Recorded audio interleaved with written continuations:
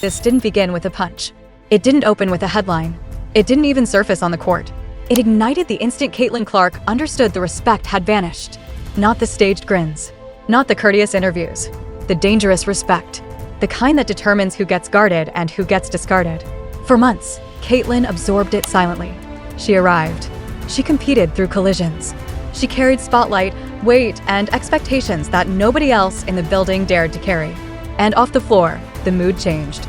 According to voices near the situation, it stopped being about basketball long ago. It turned intimate. Pride entered. Authority was threatened.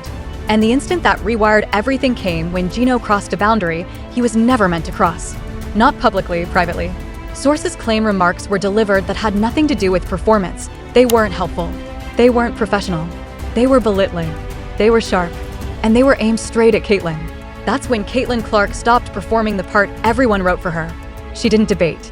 She didn't erupt. She didn't leak secrets. She left. And that choice blew up the room. Because once Caitlin stepped aside, the hierarchy that lived on legacy alone was forced to confront something solid. Reality. The spotlight followed her. The discourse followed her. The revenue followed her. And that's when the fracture showed. Insiders say the fallout was disorder. Not noisy disorder. Silent dread. Because Caitlin walking away didn't merely remove a player, it stripped the armor. And without that armor, everything else began collapsing fast. Before anyone could stop it. I think she's handling great. I think she talks a lot and she gets a lot of back. So she deserves everything she gets because she gives it as good as she gets. She's just not built for the physicality of this league. Yeah. And she's not quick enough to get away from the physicality. So there's a lot of learning curve, like Diana said. And when she gets it, she has elite skills that are going to really help her. Yeah, but she needs to be on a better team, and she needs to be more experienced. And that will come. But for these ridiculous fans who had her slotted as the next Diana now, they're out of their mind. And that was when Aliyah Boston stepped forward. Aliyah had seen the collapse in real time. She felt the disrespect. She felt the silence. She watched Caitlin carry weight never meant to be hers alone. And Aliyah didn't pause. According to several insiders Placido the moment, Aliyah made it known she would not act like nothing broke. She didn't release statements. She didn't drop vague posts. She picked a side. And she picked Caitlin. That choice shook everyone watching. And players in sports, after they make it to a certain level, they talk about fighting through adversity. And sometimes I think, no, actually you were just a dump truck going downhill. Nobody could stop you. But you all truly dealt with adversity this year. 5 players, significant players lost to injury. To get to this point, what did it require from you and your team? Well, I think that was a great analogy because I have coached 6 teams that went undefeated that was like a dump truck going downhill.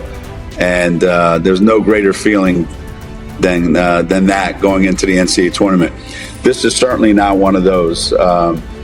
This year was one thing after another, and it was something that I think was a culmination of 3 years of losing some big pieces of what we were trying to do, and constantly playing with one hand tied behind our back, and having to listen to, UConn is, they're in demise, their dynasty's dead, this and all that, We're playing with half a team and we're in the Final Four, so I don't think we're dead, but we worked pretty hard, and here we are.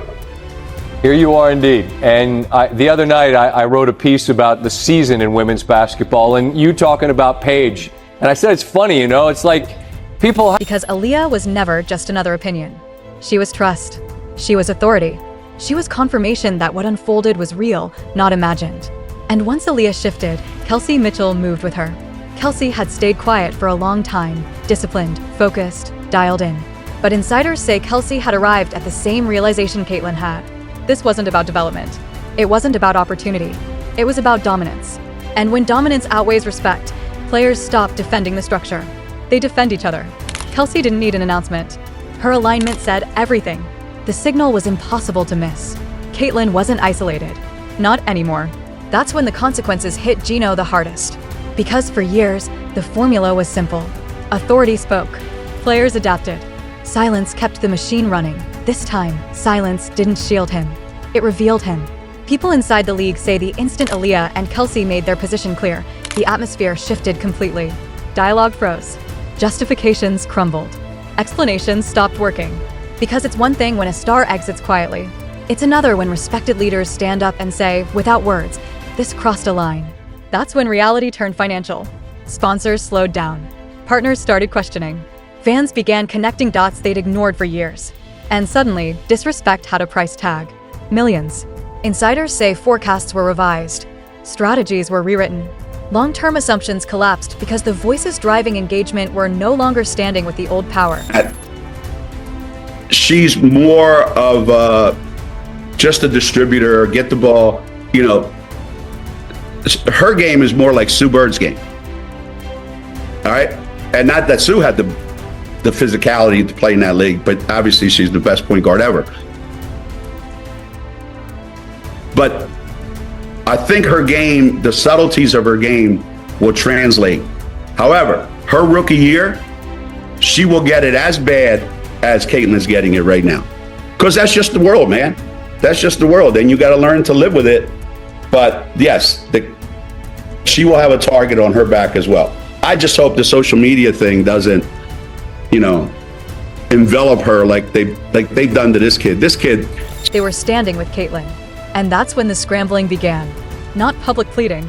Private sit-downs, late-night calls, careful wording that had never been used before. The same people who once set the rules were suddenly negotiating just to keep access, because losing Caitlin alone wasn't the real threat. Losing Aliyah and Kelsey alongside her was. That alignment drained the system of credibility, and credibility is the one currency money can't replace once it's broken. According to insiders, efforts were made to soften the fallout, to reshape the narrative, to quietly stitch things back together. But it was already irreversible because Caitlin chose on principle and Aliyah and Kelsey reinforced it with action.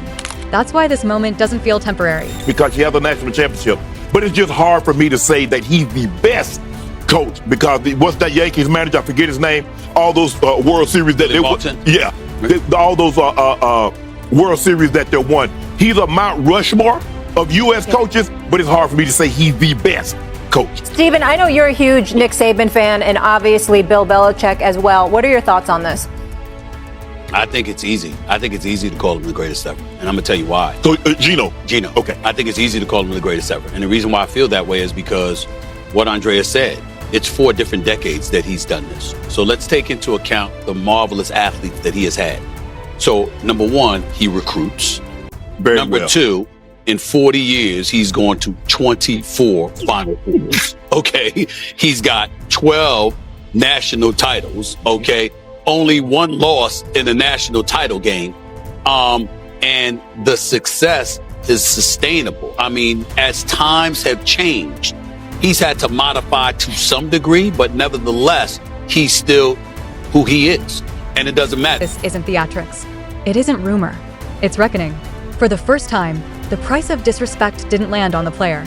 It landed on the ones who believed their authority couldn't be challenged. And Geno felt it.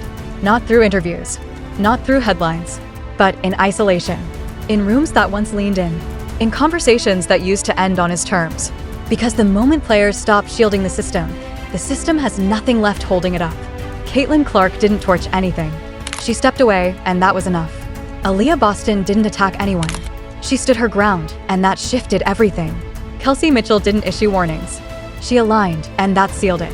What comes next is still taking shape. But insiders say one thing is already undeniable. This wasn't a brief dispute. It wasn't confusion. It was a fracture. And once a fracture forms, nothing returns to its original shape. The league can recover. Brands can pivot. Structures can be rebuilt. But trust doesn't regenerate after this. And the ones who made it personal are learning, in real time, what that costs. This wasn't loud. It wasn't dramatic. It was quiet. And that's exactly why it landed. Because when power collapses silently, it stays down. And everyone watching understands it. This didn't just alter a season. It redefined who gets to decide what respect looks like from here on out.